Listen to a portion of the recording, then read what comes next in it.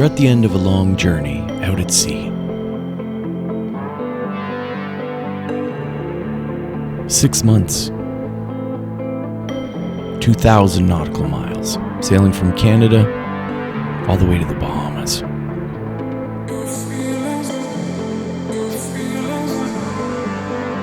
But the hurricane season approaches.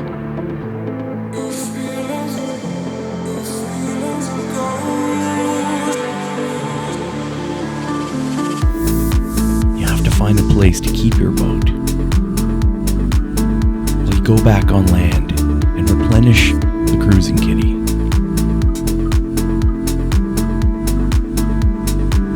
And prepare for next season's adventure. Where are you going to put your boat? How are you going to get it there? Where's the best place to go? These are things we're going to talk about. Let's get into this video.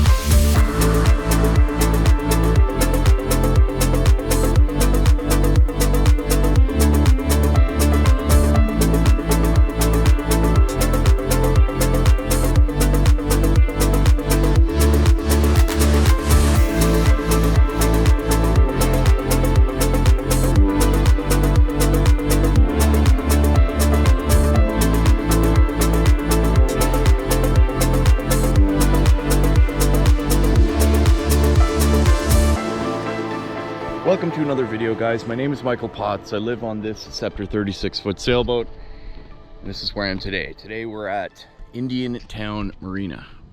Okay, it's just around that bush there, and we're in Central Florida near Lake Okachobee. So over the last 6 months that I've been on this boat, I sailed from Toronto, Canada, all the way down the eastern seaboard, across to the Bahamas, back to Miami, and now this is the end of this season. There will still be videos weekly after this video. Don't worry, it's not the end of the channel or anything. So in this video we're going to talk a little bit about how I pack up my boat for in preparation for being on the hard for could be 4 to 6 months, that it's going to stay here while the hurricane season finishes up and I can come back, and that's when we're going to either go into the Gulf of Mexico or we're going to go back into the Atlantic. So obviously I need to get that dinghy stowed. Probably going to put it up here. These sails got to come down. All this stuff has to be taken off the deck. The Bimini has to be removed and cleaned and folded and put away. I need to fill all the tanks so there's more weight on the boat, so that in the event of a hurricane there is a better chance that the boat won't get knocked over. It will be put on a grassy part of the boat yard, which is just beyond these trees. We're going to do a drone shot in a minute. I'm going to show you guys the entire marina, and the boat will be on blocks and will be strapped down to the earth, so that in the event a hurricane does roll through, it has better chances of surviving. The mast will stay up, okay, and I'm going to seal the boat up, but I'm going to have some water that goes, or excuse me, some air that breezes through to minimize the chance of mold during any rain or any inclement events. So I've done this before in Canada, okay, where I've winterized boats, all sorts of things, prepared boats for certain situations. So I do have some experience. No, guys, I'm not a pro, and this is the first time I've done this, so cut me a break in the comments section. I'm just going to do what I can do and what I think I need to do. So without further ado, let's get into the video. First, let's send the drone up and take a look at Indiantown Marina so you guys can get an idea of what you're dealing with.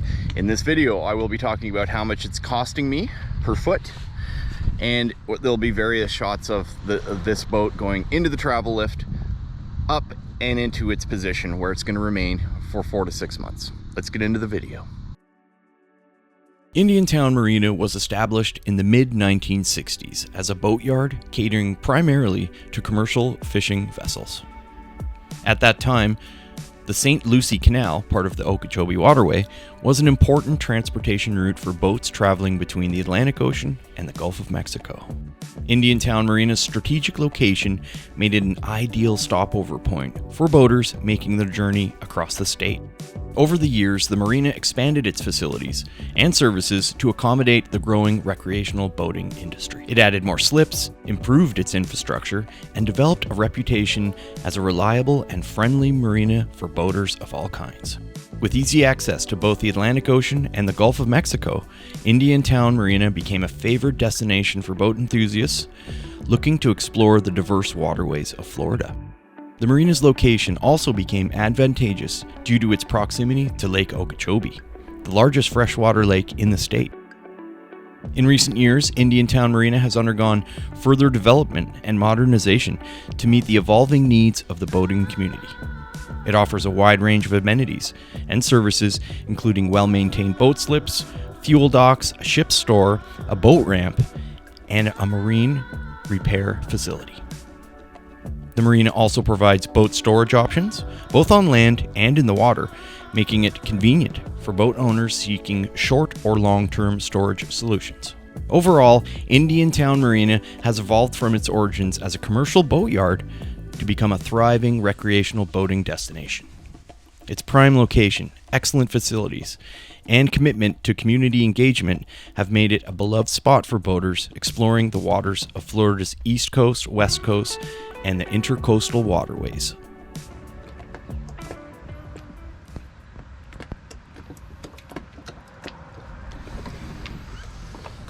Well, I'm enjoying my last sunset afloat of the season. And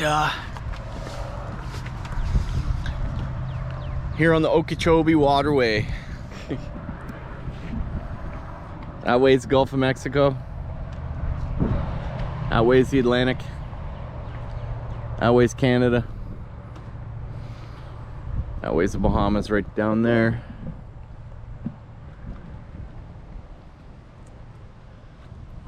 It's amazing, you know, if a boat could speak, I swear to God, I can feel her. She knows what's happening. She knows I'm about to leave.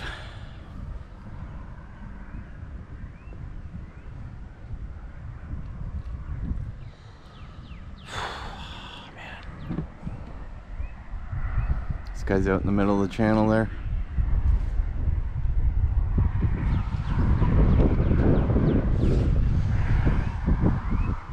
She's done well. It's been a great boat this season. You know, I'm gonna come back and fix her. We'll go further on. Really don't want to leave. I tell you, I really don't want to go.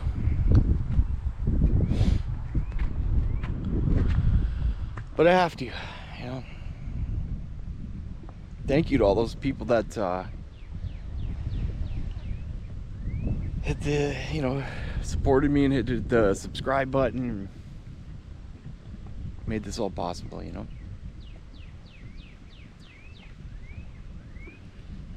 I appreciate it, I really do. There will be another season. It's just a matter of time.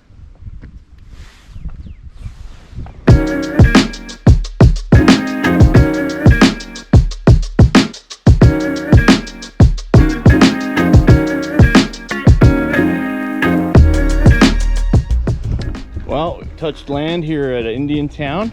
Let's make the first step.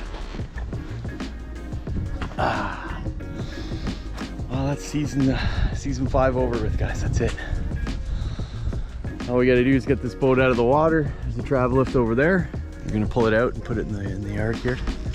That'll happen on Monday, so we still got 2 days. So what I'm gonna do right now, I came ashore here just to grab some water. Doesn't matter water. I'm gonna fill up right now. And oh, sad. And then she's gonna come out of the water, so that's it. Yeah. All right, so I'm filling with water. Indiantown has given me a form to fill out, which tells me about all the charges and fees and that sort of thing. They've asked for $2 a foot for me to stay here each night until I go on the hard.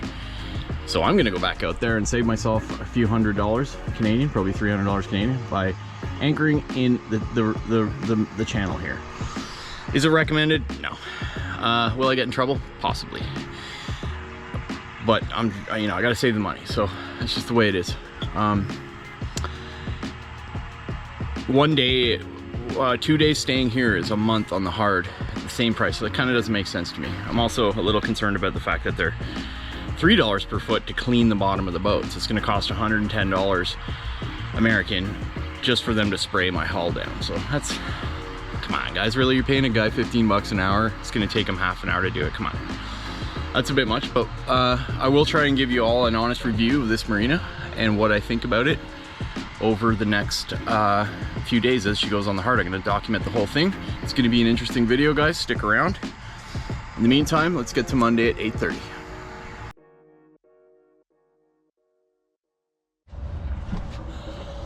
All right, it's 7 a.m. I got the travel lift booked for 8:30. Although there's a boat in the travel lift area. That actually works out to my advantage because I need a bit more time to get these sails down. So I'm gonna pull the Genoa down. It's a perfect day for it. I'm gonna unravel the Genoa, get it down, put it in a ball, and I'll fold it up later. But the mission right now is to get these sails down, get that dinghy up there, which I can do really easily right now.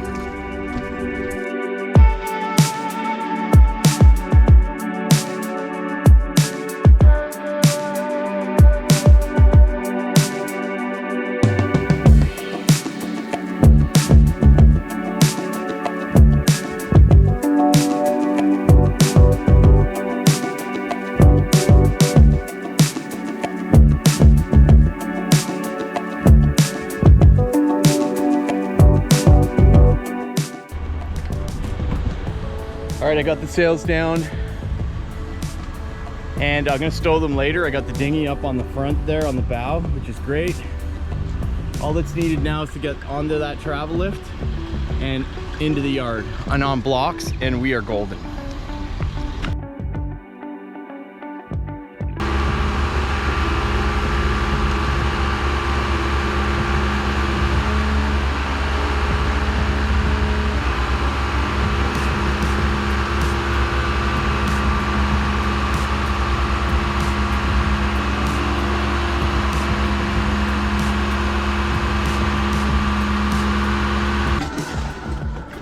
Been in the water for 4 years.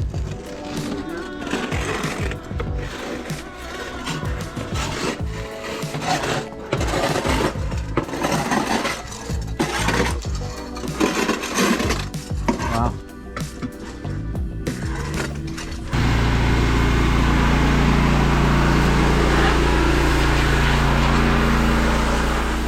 So this is what the hull looks like after 4 years of being in the water. I did clean the hull quite often with scuba gear, and you can see some of these gashes in the hull, which I will have to fix before she goes back in the water. And that occurred when I got my mast stuck under a bridge in Atlantic City, and I'll make a link to that video right here. You can see me actually get in some big trouble there. But I was stuck under the bridge for a while, so the boat kind of slammed against a cement bridge pillar. It's an interesting video. I suggest checking that out and learning from my mistakes there.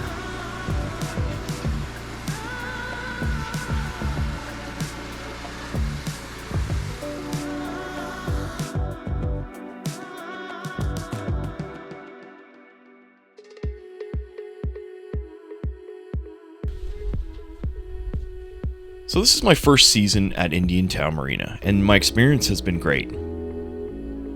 It's $6 per foot to haul out. Okay, and my boat is 36 feet, and they're charging me $3.42 American per month. First month free for new customers. Indiantown Marina is kind of like a hurricane hole. It's out of the reach of the floods and some of the hurricanes that roll through during the hurricane season in Florida. So it's a great place to keep your boat, especially Canadians. Debbie, the person who works at Indiantown Marina, told me there's a lot of Canadians. And as I was walking around the yard, I could see a lot of boats there that were from Canada.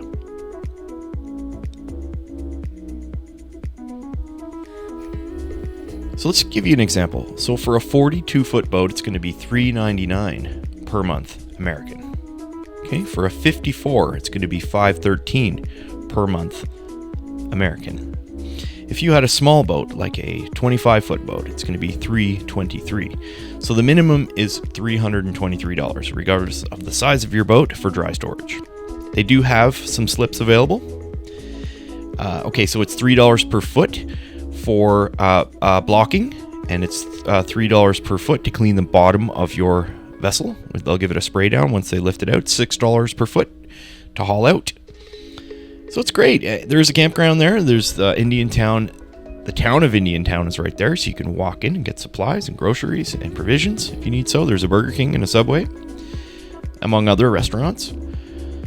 I really like Indiantown Marina, and I feel like my boat's safe there. There was a $40 strap fee, and they gave me 2 large yellow ratchet straps, which they pegged into the ground just to give the boat a little bit more stability. They didn't give me a cradle like we do in Canada. They blocked it, which is these metal with pads, like these metal stands with pads, which is great. That's included in the price. And overall, there's probably, 1,000 boats in the yard right there. I didn't see anything over 50 feet. So there is, as you're coming in from the east coast on the Okachobee Waterway, on your starboard side as you're coming in, you'll see a brand new marina being built, and it's got space for very large yachts, like 100 feet and more, and they got that massive travel lift there that could deal with catamarans, that sort of thing. So the minimum clearance to get into Indiantown via the Gulf of Mexico is 49 feet, so you have to be weary of that. I did hear rumors of a service where they use your halyard and a barrel full of water, and they tilt your boat over and they pull it through that bridge if you have a mast that's under 55 feet. That may be an option. I wasn't able to dig up that information on how to contact those people. You'd have to phone around. Indiantown also has a de-stepping crane, so you can take your mast down, which is great, which I will be doing next season. So overall, I give it a thumbs up. I like the place. It's a good little hurricane hole to keep your boat out of the way of the hurricanes in Florida during the hurricane season. I highly recommend it.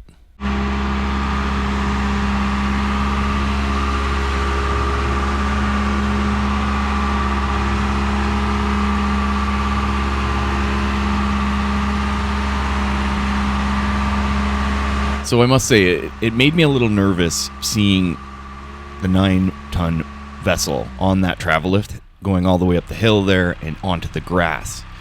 So it's a little scary. You kind of just got to trust the guys that are doing it. They do it all the time, and they're somewhat responsible. I'm not sure. I'm going to look into that and see what would happen if the boat fell over. I guess your insurance would cover it, but it was very scary watching them put it into position. But once they get into position, they're going to lay some wooden blocks under the keel to support the weight of the boat. Then they're going to move those blocks in with the pads, the metal frames with pads, and take the rest of the weight on the hull. And these guys do this all the time, so they're pros. And these guys were pretty good. I liked them. They were very nice to me, and they were concerned about the well-being of the vessel, which was very important. So overall, I thought the service was very professional. I thought it was a great price. I liked the fact that it's free for the first month for new customers, which is really great. And I feel secure in this marina. So I was able to remove everything off the decks and get in and open everything up. I put these little moisture boxes everywhere just to absorb some of the moisture, and I cleaned up some of the mold that was inside. I cleaned it up, and I moved everything inside, and I took apart the Bimini and stowed the sails away in bags, and that was it. You know, it was a pretty easy process, a lot easier than I thought. It wasn't as much work as I thought it was going to be. So, but very happy overall with Indiantown Marina. I highly recommend the marina.